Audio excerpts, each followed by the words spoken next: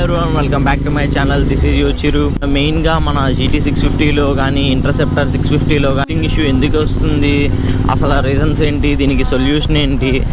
GT వచ్చేసరికి ఇక్కడ ఉంది అండ్ మన ఇంటర్సెప్టర్ వచ్చేసరికి ఇక్కడ ఉంది. మెయిన్గా ఈ 2 క్యాలిపర్స్ అనేవి సెప్టర్ అనేది మీకు 2 క్యాలిపర్స్ కాకుండా మీకు అప్రైట్ పొజిషన్ అయితే వస్తుంది. ఈ 3 ఒక్కసారి ఫిట్టింగ్ కానీ ఏమన్నా లూజ్ అయితే మీకు తప్పకుండా అయితే మీకు వాబ్లింగ్ ఇష్యూ అయితే వస్తుంది. అంటే ఎయిర్ ప్రెషర్ కూడా చూసుకోరు. ఫ్రంట్ వచ్చేసరికి 32 అండ్ బ్యాక్ వచ్చేసరికి 36. ఈ స్పోక్స్ ఉన్నాయి చూసారా, ఈ స్పోక్స్ అనేవి బెండ్ అవుతాయి, వాటి స్ట్రెంత్ అయితే లూజ్ అయిపోతా. ఈ ఫోక్స్ వచ్చేసరికి మనకి ఆయిల్స్ అయితే ఉంటాయి, ఫోక్ ఆయిల్స్ అనేది బయట లీకేజ్ అవుతాయి. బయట లీకేజ్ అయినప్పుడు మనకి ఇంబ్యాలెన్స్ అయితే అవుతుంది, అయితే మార్చరు 12,000కి. ఇంకా అదే అన్నమాట, నేను అవే మీకు ఎక్స్ప్లెయిన్ అయితే చేశాను అయితే వచ్చింది. సో నేను అందుకే ఈ వీడియో అయితే చేశాను. See in the next video. Bye bye guys.